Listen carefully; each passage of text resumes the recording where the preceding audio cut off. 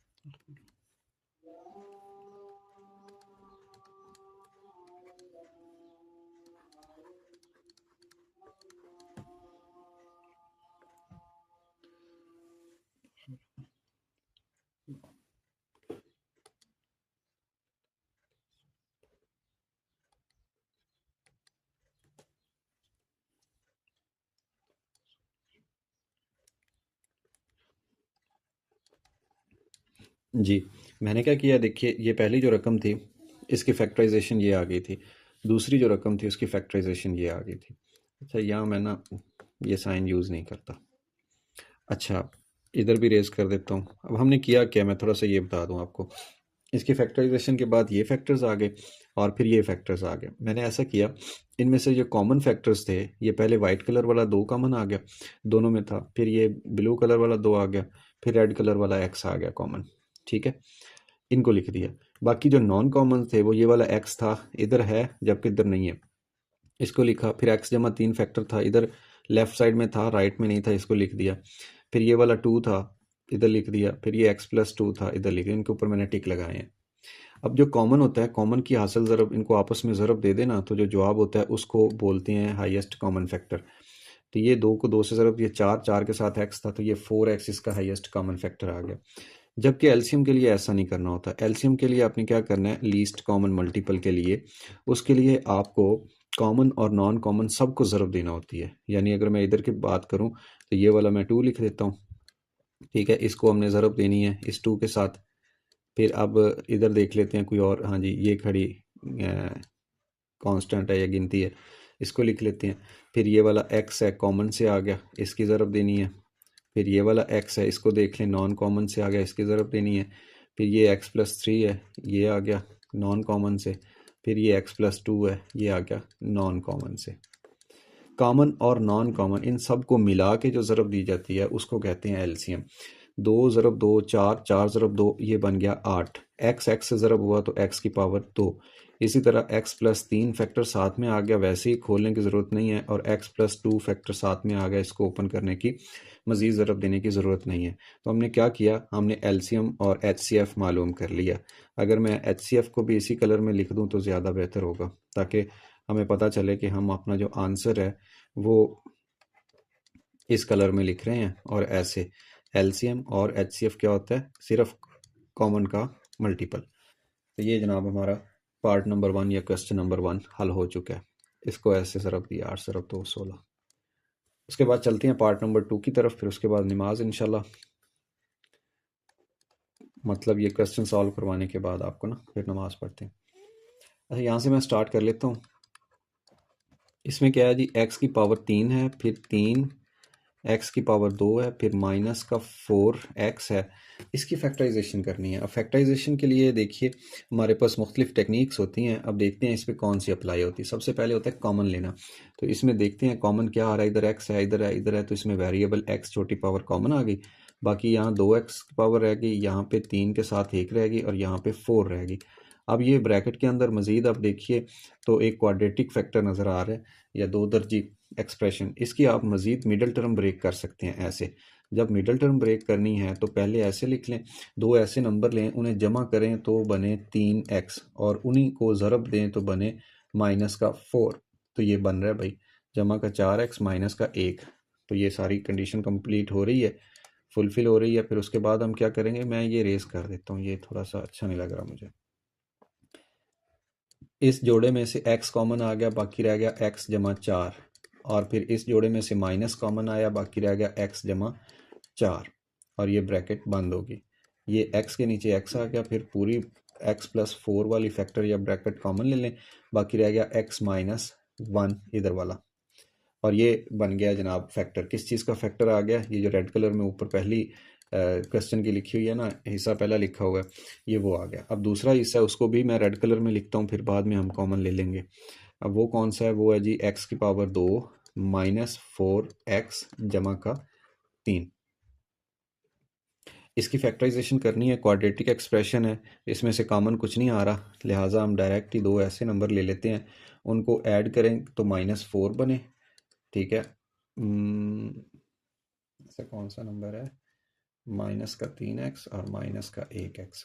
इनको ऐड करेंगे तो माइनस का 4 बनेगा, और इनको ज़रब देंगे तो हमारा जो बात है वो पक्की हो रही है। ये प्लस का 3 भी बन रहा है। और इधर क्या है, x की पावर 2। अब पेयर बना लें, जोड़े बना के, इनमें से x कॉमन आ गया, फिर बाकी रह गया x माइनस 3। इसमें से माइनस कॉमन आया, साइन चेंज हो गया, x माइनस 3। और उसके बाद जी x माइनस 3 ये कॉमन आ गया, और बाकी रह गया x माइनस 1। अब जो होता है ना कॉमन फैक्टर और नॉन कॉमन वाली बात, वो भी मैं यहाँ लिख देता हूँ। कॉमन फैक्टर इस क्वेश्चन का, कॉमन फैक्टर उसके लिए देख लीजिए, यहाँ पे आ रहा है x अकेला, यहाँ पे x नहीं है, so this is not common. इसको हम नॉन कॉमन के खाते में डाल देंगे, नॉन कॉमन फैक्टर। तो ये x नॉन कॉमन है। फिर उसके बाद है जी x+4, इधर है इधर नहीं है, ये भी नॉन कॉमन वाली साइड पे आ गया, x+4 ये आ गया। फिर है जी x-1, इधर भी है, दोनों में से इकट्ठा उठाया और इसको कॉमन में डाल दिया। x-3 इधर है ऊपर नहीं है, तो इसको भी नॉन कॉमन वाले खाते में डाल दें x-3 को। अब देखिए जो होता है एलसीएम वो तो होता है कॉमन नॉन कॉमन सब की ज़रब, लेकिन जो एचसीएफ होता है, एचसीएफ होता है सिर्फ कॉमन की ज़रब। यहाँ से एचसीएफ निकल आएगा ऐसे, ये x-1 ही है। और जो होता है एलसीएम वो कॉमन नॉन कॉमन सब की असल ज़रब होता है। अब इन सब को आपस में ज़रब देंगे ना, तो मैं यहाँ थोड़ी सी खुली जगह नज़र आ रही मुझे ऐसे, तो मैं यहीं लिख देता हूँ। क्या लिखूँगा, इधर से आ गया x पहले, फिर उसके बाद x-1, इसको ज़रब देना है हमें x+4 के साथ, और फिर इस सारे को ज़रब देना है x-3 के साथ। तो मतलब ये कि ये जो एक आपको बड़ी सारी रकम नज़र आ रही है, ये पार्ट नंबर 2 की एलसीएम और पार्ट नंबर 2 का एचसीएफ है। मैं एक दफ़ा सिर्फ वेरीफाई कर लूँ। जी एचसीएफ x-1 है, और x×x-3 x+4 ये इनका एलसीएम है, लेकिन मुझे इसमें डाउट है। x-1 x+4 x-3, जी बिल्कुल ठीक है, सारा ठीक आ रहा है। चलते हैं जी नेक्स्ट पार्ट की तरफ, पार्ट नंबर 3 नेक्स्ट स्लाइड पे हल करेंगे। और उसमें क्या है कि x² पहली रकम ये। अच्छा आप ना ऐसे हॉरिजेंटल भी इसको कर सकते हैं, फैक्टर्स को, लाजमी नहीं जैसे मैंने किया आप वैसे ही करें। अगर आपको टीचर ने हॉरिजेंटली करवाया तो आप हॉरिजेंटल इसके फैक्टर्स बना सकते हैं। अब ये भी क्वाड्रेटिक इक्वेशन है, क्वाड्रेटिक एक्सप्रेशन है। जब क्वाड्रेटिक एक्सप्रेशन आता है तो आपने मिडिल टर्म को ही ब्रेक करना होता है, इजी हो जाता है। तो इसको ब्रेक करेंगे, जमा करने के लिए 8 चाहिए, 4 × 4x 8 बन जाएगा, 4 × 4 16 भी बन रहा है, और इसी तरह पीछे ये x की पावर 2 आ गई। अब इनको हम क्या करेंगे, x कॉमन लेके लिख देंगे x+4, और इधर से 4 कॉमन आ गया, और इसको लिख देंगे x+4। अब पूरी ब्रैकेट कॉमन आ रही है, x+4 एक फैक्टर आ गया, और जो दूसरा फैक्टर है वो भी x+4 ही है। तो ये जनाब इस चीज़ की फैक्टराइजेशन कंप्लीट होगी। अब मैं क्या करता हूँ, नेक्स्ट इसी के साथ दूसरा जो है फैक्टर उसका भी बना लेता हूँ। वो कौन सा है, वो है जी x² - 16, इस चीज़ के फैक्टर बना लेते हैं। अब इसके फैक्टर बनाने के लिए देखिए आपके यहाँ पे ना आपको दिया हुआ है x की पावर 2, फिर उसके बाद लिखा हुआ है 16, 16 को आप लिख सकते हैं 4 की पावर 2 ऐसे। तो ये बन गया a² - b²। फार्मूला आपको याद ही होगा, a² - b² हो तो आप लिखते हैं पहली माइनस दूसरी बगैर पावर के, फिर पहली जमा दूसरी बगैर पावर के। तो इसकी जगह पे आ गया पहली माइनस दूसरी इंटू पहली जमा दूसरी, ये आ गया जनाब फैक्टराइजेशन इसकी कंप्लीट होगी। जब दोनों की फैक्टराइजेशन कंप्लीट होगी तो अब हमने लिखने हैं कॉमन फैक्टर्स और फिर non common factors. Common factors और साथ में आ जाएंगे नॉन कॉमन फैक्टर्स, ठीक है। अब ये x+4 इधर है, ये देखिए इधर है इधर भी है, तो ये x+4 एक फैक्टर कॉमन आ गया। फिर उसके बाद ये x+4 इधर है लेकिन इसके बदले इधर नहीं है, लिहाजा इसको नॉन कॉमन में डाल देंगे। इसको भी यूज़ कर लिया, पीछे रह गया ये वाला फैक्टर, ये भी क्योंकि इसके बदले का नहीं है कोई, तो ये भी नॉन कॉमन में आ गया। अब जो एलसीएम होता है वो तो होता है सबकी प्रोडक्ट, लेकिन जो एचसीएफ होता है सिर्फ, वो होता है सिर्फ कॉमन की हासिल ज़रब। तो कॉमन के अंदर क्या आ रहा था, ये था x+4 ही अकेला, तो ये x+4 जो फैक्टर है ये एचसीएफ है। बट जो एलसीएम है, एलसीएम में आप देखिए आप थोड़ी सी मेहनत करनी पड़ेगी, कैसे इन सारे फैक्टर्स को आपस में ज़रब देना पड़ेगा। कैसे, ये देखिए x+4 ज़रब ये वाला x+4, और फिर ये ज़रब ये वाला x-4। अच्छा ये जो फार्मूला आपने पहले ओपन किया है, अब आप इसको क्लोज़ भी कर सकते हैं। पहली माइनस दूसरी, पहली जमा दूसरी, ये नज़र आ रही है हमें, हम इसको क्लोज़ कर देते हैं और इसको वैसे ही लिख देते हैं x+4, और ये बन गया पहली का स्क्वायर फार्मूले के अकॉर्डिंग माइनस दूसरी का स्क्वायर। इनको ज़रब देना चाहे तो दे दें, अदरवाइज़ ये ही काफ़ी है। मैं वेरीफाई कर लूँ ताकि हमारी मेहनत ज़ाया ना जाए। तीसरे क्वेश्चन का आंसर है जी x-4 का स्क्वायर। जी ठीक है, बिल्कुल ठीक है। इस तरह लिख लें, या इसकी दूसरी जो शक्ल बन सकती है वो इस तरह भी है कि ये x+4 दो दफ़ा आ रहा है, तो आप इसको यूं लिख लीजिए x की पावर 2 और साथ में x-4 लिख दीजिए। ये बुक के साथ मैच हो रहा है और ये वैसे मैंने बना दी, दोनों ठीक है, बिल्कुल ठीक है, 100%। अब चलते हैं हम अपने आखिरी पार्ट की तरफ। इस लेक्चर का आखिरी पार्ट है और ये क्या है, इसकी स्टेटमेंट मैं अगर कलर चेंज करके लिखूं थोड़ा सा, अम, कौन सा कलर, वाइट ले लेते हैं। ये है जी x³ -9x, इसके फैक्टर बनाने हैं। और फिर उसके साथ दूसरा है जी x की पावर 2 माइनस का x है माइनस का 6 है। बहुत ही इजी है, अभी हम बना लेते हैं इनको। देखिए इसके लिए मैं कलर कौन सा सिलेक्ट करूं, sorry sorry sorry sorry, yellow. Yes, yellow is the best, my favourite one. इसको लिखेंगे कॉमन लेके, तो इसमें से x कॉमन आ रहा है, बाकी रह गया x की पावर 2 और -9। फिर मज़ीद देखिए, x की पावर 2 को यूं लिखा जा सकता है, ऐसे ब्रैकेट लगा के, 9 को यूं लिखा जा सकता है 3 की पावर 2। और अगले स्टेप में ये a की पावर 2 माइनस b की पावर 2, यही ऊपर वाला फार्मूला कंप्लीट हो रहा है। लिख लें a minus B into A plus B, तो ये फैक्टराइजेशन कंप्लीट होगी।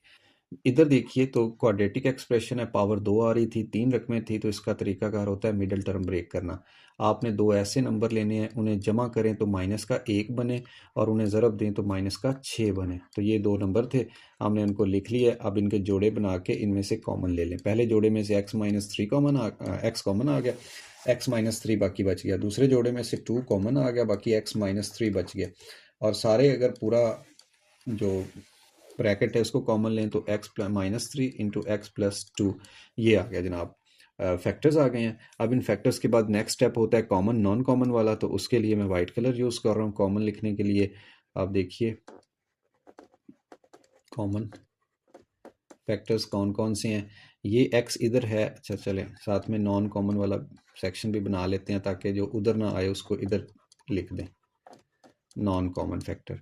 ये x की बात करें तो x तो इधर है, इधर नहीं है, लिहाजा ये नॉन कॉमन वाले सेक्शन में आ गया। फिर x-3 इधर है, इसके बदले में x-3 एक ऊपर भी है दूसरी साइड पे, ये आ गया। फिर x+3 है ये वाला, इसके बदले में इधर कोई नहीं था, लिहाजा ये नॉन कॉमन कंसीडर होगा।